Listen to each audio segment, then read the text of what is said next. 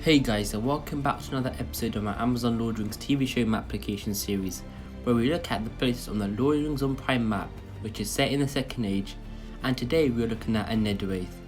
We will also go and look at the specific events that happened in this place that we could see in the upcoming show. So let's get into today's video. Enedhwaith is located in southern Eriador, which is situated on the west side of the Misty Mountains. The major towns and cities located in Enedhwaith is LOTR and Tharbad.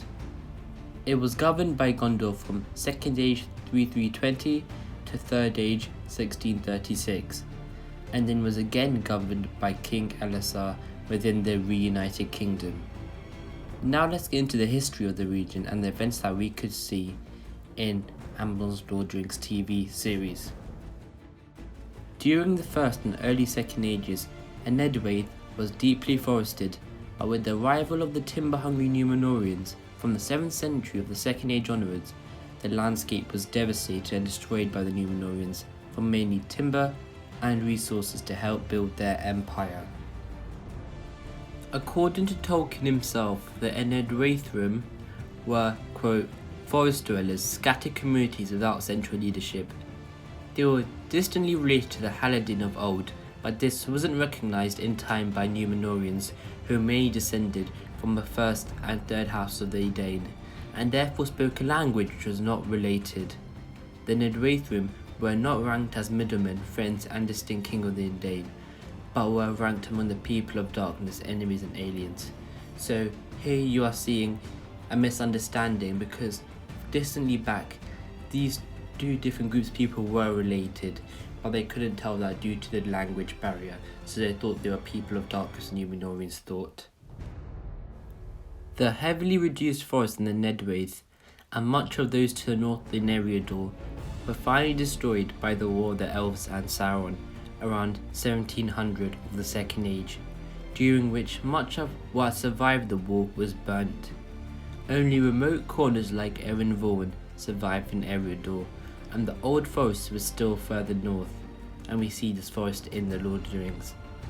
Many surviving natives took refuge in the eastern highlands of Enedhwaith, which were, as Tolkien described, quote, the foothills of the Misty Mountains, which ultimately became Dunland. After 3320 of the Second Age, Enedhwaith formed the most northern part of the new kingdom of Gondor. The southeast areas of the region were, in quote, in places well wooded, but elsewhere Enedhwaith was by this time, quote, mostly grassland.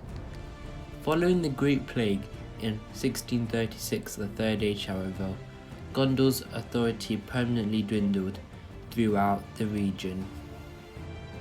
So, from this we can tell hopefully quite a bit of Enedhwaith will be seen in Amazon's Lord of the Rings TV show, especially due to the fact that we see the Númenóreans that had travelled from Númenor, deforesting the land for timber and for ships, and to help build this area up to be part of their kingdom. We could possibly see a progression of this land across the many seasons of the show, with firstly at the beginning seeing the huge forest and number of trees, but then throughout the show seeing the trees being cut down and then becoming, as Tolkien said, quote, mostly grassland. We could also see the impact of the battles in the year 1700 had on the land as well. However, this all depends on where the show starts, because if the show starts in the middle of the Second Age and where the forging of the rings occur, most of the deforestation of land could have already begun as well. So Enedhwaith will be, I think in the show, will help show us how the Númenóreans were practical and wanted to build the empire they did around all the coasts. So now let's finish off the history of Enedhwaith.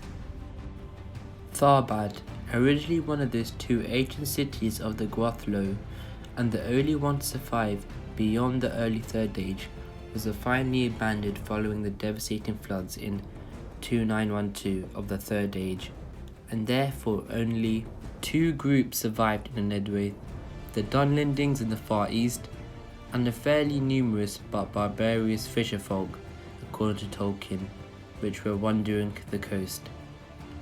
In the early 4th Age, however, Enedhwaith was absorbed into the reunited kingdom, whose people, according to Tolkien, multiplied exceedingly, and many moved there. So in the end, we see how Enedhwaith came back, in some ways you can say, back to former glory, with lots of people multiplying again and trying to rebuild their kingdom under the rule of King LOTR. So thank you guys for watching. I really appreciate it, and if you could, please could you like, subscribe, as it would really support the channel. But until the next video, my friends, goodbye.